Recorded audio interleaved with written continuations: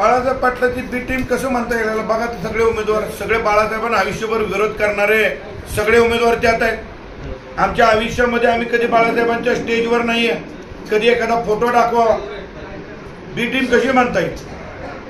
हे काहीतरी वावड्या पसरायच्या आणि चुकीचा नेरेटिव्ह पसरायचं काम आहे.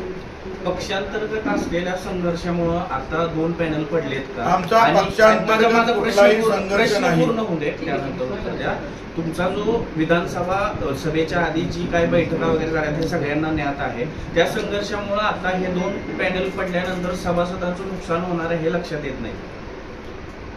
तर बघा, इथल्या कराड उत्तरच्या नाकर्त्या आमदारांना घरी बसवण्यासाठी 2014ला मी 9,000 मतांना पराभूत झालो. ते कोणामुळे पराभूत झालो ते पण तुम्हाला माहिती आहे. अचानक येऊन कोण उभं राहिलं याच्या खोलामध्ये मला जायचं नाही. 2019ला सुद्धा मला महायुतीनं तिकीट दिलं होतं. त्यावेळी सुद्धा अपक्ष म्हणून कोण उभं राहिलं हे माहीत होतं. 2024च्या निवडणुकीमध्ये आमचे नेते आदरणीय देवेंद्र फडणवीस साहेब यांना या राज्याचं मुख्यमंत्री करायचं होतं आणि त्यांना मुख्यमंत्री करत असताना कराड उत्तरचा आमदार हा भारतीय जनता पार्टीचा झाला पाहिजे म्हणून आम्ही सगळे कार्यकर्ते काम करत होतो. आम्ही आमच्या पद्धतीनं सगळीकडे तिकीट मागत होतो. तिकिटापर्यंत आमची स्पर्धा होती. तिकिटानंतर आम्ही उमेदवाराच्या पुढं 10 पावलं टाकून उमेदवाराला कुठलाही आर्थिक, मानसिक, शारीरिक त्रास न देता आम्ही त्यांना निवडून आणलेला आहे. आणि त्याच्यानंतर सह्याद्री कारखान्याचं निवडणूक लागलेलं आहे. सह्याद्री कारखान्याच्या निवडणुकीच्या अगोदर, विधानसभेच्या निवडणुकीच्या अगोदर कराड तालुक्यामध्ये मार्केट कमिटीची निवडणूक झाली होती. मार्केट कमिटीच्या निवडणुकीमध्ये या ठिकाणी उदय पाटील उंडाळकर असतील, पृथ्वीराज चव्हाण बाबा असतील आणि आम्ही सगळे भारतीय जनता पार्टीचे नेते असो, आम्ही सगळ्यांनी एकत्रित काम करून कराड मार्केट कमिटी उदयसिंह पाटलांच्या ताब्यात द्यायचं काम केलेलं आहे. त्यामुळं सहकारामध्ये पक्ष नसतोय, तुम्हाला माहित आहे, आणि मी जिल्ह्याचा अध्यक्ष आहे, मला माहित आहे. सहकारामध्ये पक्ष नसतो. सहकार्यामध्ये या ठिकाणी गेली अनेक वर्ष सह्याद्री शेतकरी प्रतिष्ठानच्या मार्फत जे कार्यकर्ते काम करतायत, आमचे भरतदादा इथं आहेत की जे कुठे गेले? भरतदादा इथं आहेत. हे तुम्हाला प्रत्येक सह्याद्री कारखान्याच्या जनरल मीटिंगमध्ये 10 ते 15 प्रश्न भरत चव्हाणांनी विचारलेले दिसतील. ते उमेदवार इथं आहेत आणि त्या पद्धतीनं आम्ही पक्षाचा यामध्ये काही संबंध नाही. उद्या इलेक्शन झाल्यानंतर पक्षी आम्ही सगळेच एक आहोत. दादा, तुम्ही आता म्हणता की कराडच्या आमदारांनी आमदारकी ताकद वापरून थोरातांचा आरोप केला. बाद नाही केलं.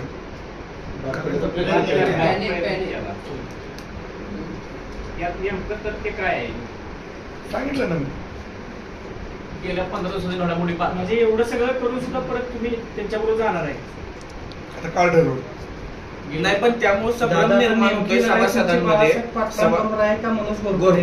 संभ्रम निर्माण होतोय सभासदांमध्ये. लढाई आता तुमची बाळासाहेब पाटलांबरोबर. आमची लढाई बाळासाहेब पाटलांच्या बरोबर, आमची लढाई मनोज घोरपडेंच्या बरोबर नाहीये. आमची लढाई ही बाळासाहेब पाटलांच्या बरोबर आहे. आम्हाला परिवर्तन करायचं. आता जे सगळे आरोप केले ते मनोज घोरपडेंवर केले. आरोप नाहीत केलेले, जे वस्तुस्थिती आहे ती सांगितली. आरोप नाहीत केले. गेल्या 15 दिवसाची घडामोड पाहता तुमचा अर्ज आहे असं वाटतंय का? मला पण काही कळायला हरकत नाही की असं आमच्यापासून का फरक घेतले. आम्हाला पण काही आम्हाला प्रश्नच पडत पडलाय. असं काही करायला नाही पाहिजे होतं त्यांनी. आम्हाला त्यांनी तसं करायला नाही पाहिजे होतं, पण आता केलंय. जे घडले ते घडले.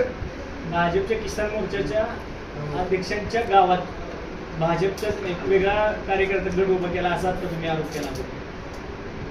आता जे सत्य आहे का नाही तुम्हाला तर माहिती आहे. एवढं सगळं अन्याय करून सुद्धा तुम्ही परत म्हणता की पक्षाबरोबर जाणार, पक्ष आम्ही एकत्र आहे. पक्ष आहे. पक्ष आम्ही पक्षा बरोबरच आहे ना. आम्ही कुठं काम पक्ष आम्ही पक्षाचा काय आमदारांबरोबर आहे पक्ष. आमदार ठरवायचे कोणाबरोबर आहे? भारतीय जनता पार्टीमध्ये सरकार बसवून मी एक तिघांनी मदत केली. काँग्रेस आहे, तुम्ही आहे, दादांनी, ह्या कारखान्याच्या इलेक्शनच्या अनुषंगाने उदय दादाच्या बरोबर तुमची काही चर्चा झाली? आता बाजार समितीला सहकार्य केले तुम्ही आमच्यासोबत राहा म्हणून? नाही, माझी नाही. मी कारखान्याच्या निवडणुकीला इंटरेस्टेडच नव्हतो. माझी कोणाची चर्चा नाही. काय बेतास आहे चर्चा? मी एका मिटिंगला उदयदादांच्या